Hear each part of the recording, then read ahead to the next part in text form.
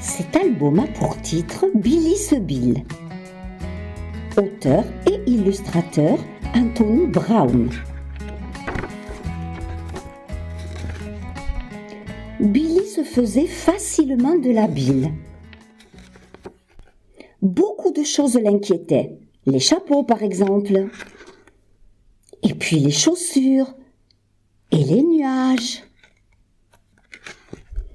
Et aussi la pluie. Billy se tracassait même à cause des oiseaux géants.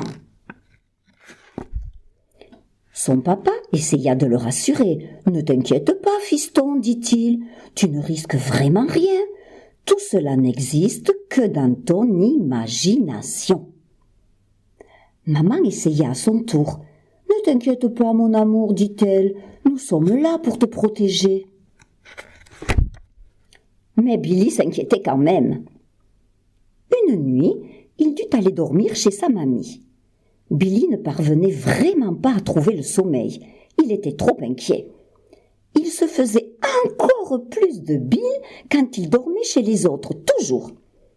Billy se sentait un peu ridicule, mais il finit par sortir de son lit pour aller en parler à sa mamie. « Mais non, mon amour, tu n'es pas ridicule, dit-elle. Quand j'avais ton âge, moi aussi je m'inquiétais comme ça.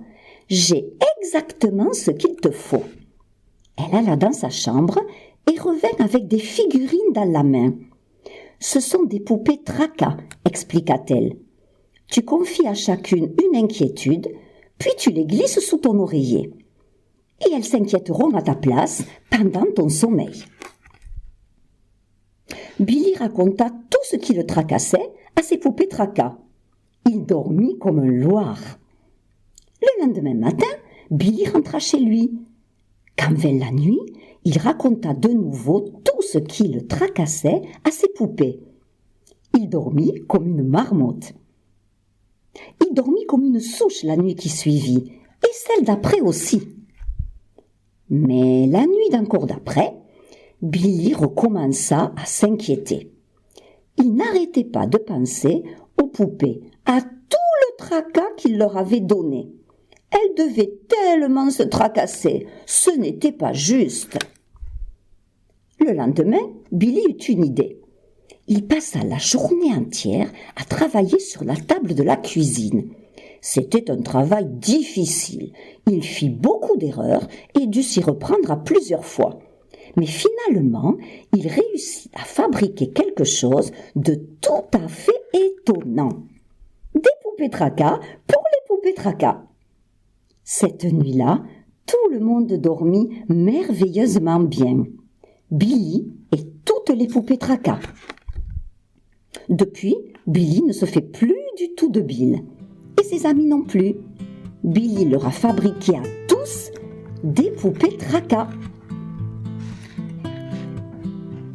Les poupées tracas viennent du Guatemala, en Amérique centrale. C'est là que des enfants se sont mis à les fabriquer. Il y a très longtemps, à partir de petits morceaux de bois, de minuscules bouts de chiffon et de brins de fil. À l'heure du coucher, ils confiaient chacune de leurs inquiétudes à chacune de ces poupées, les glissaient sous leurs oreillers, puis s'endormaient.